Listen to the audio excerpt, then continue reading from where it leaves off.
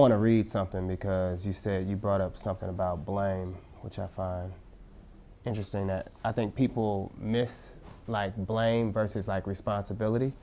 And so it's important to understand that responsibility isn't the same as blame, all right?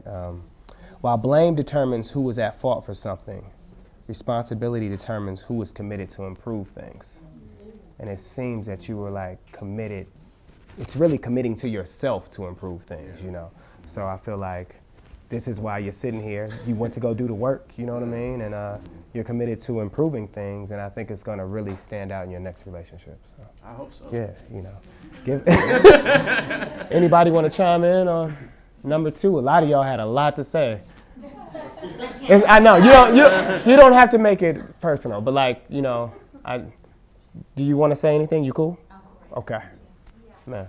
Yeah, I find really interesting this second question, and I think that we cannot be completely ourselves and shine our own light without being completely open and vulnerable. Yeah. So past experiences, as Charles said, create fear and fear of rejection and fear of suffering again.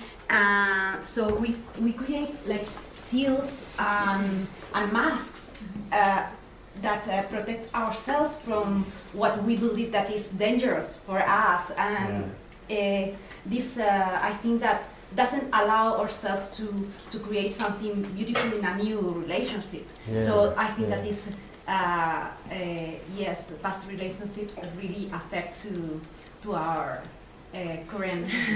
Yeah, you're right. Yeah. I'm gonna come back to you. I got something to say about that. Actually, it's to complete what she's saying. Yes. Sorry, my name is Aminata. Sorry for the French accent. No, sorry. No. Okay. So actually, it's just to complete what you're saying, because she's saying that past relationship can affect the new one. Actually, if I may say that it's the way the past relationship has ended that can affect the new one, because some relationship was like toxic and very bad for us.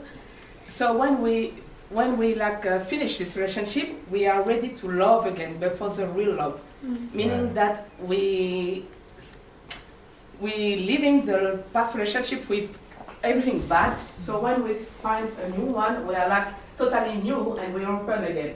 So actually, it's the end of the last relationship that is like affecting the new one, but not the relationship entire. See what I mean? Yeah, like a lack of closure, and you know, like the way that it ended, kind of. You want to like close that one so that you can move forward. Begin a new chapter. Gotcha. And you're free to love again, to meet the real love. Okay, definitely. So going off on this, there's an incredible quote. Hi, I'm Erin.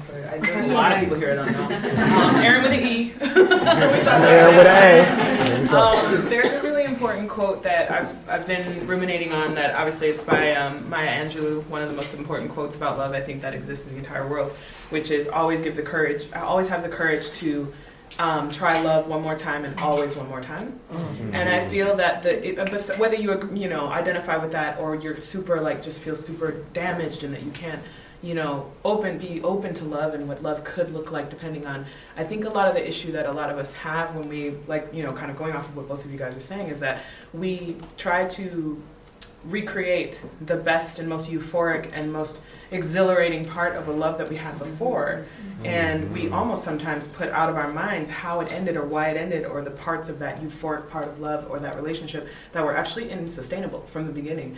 And I think it's really important when we talk about that quote, which is so near and dear to me, that always have the courage to try love one more time and always one more time, is that we almost need to kind of shift it and think about always have the courage to try love one more time with everything you know and everything you know you are and that you know you deserve, instead of trying to recreate this moment with a person that you're not that person anymore. That person is no longer in this new relationship, so it's almost naive to kind of try to carbon print that same relationship onto a new canvas. It's really interesting to think about that we should have the courage to love one more time, but like you guys are both saying, try not to take those toxic endings into a new relationship, because they're almost kind of recycling the same insustainable energy into a new relationship, but to have the courage to do it again, but a different way, is really, really, really important, at least in my experience. If we don't learn the lesson, it will repeat. Exactly. Yeah, that's the thing. Like what Erin was saying earlier about like God trying to teach you something, putting you in that situation over and over again, and trying to encourage you to do something differently that time, and you either don't value yourself enough, or you don't see yet that this is a pattern that's repeating for a reason. You know? So, Yeah. Yeah.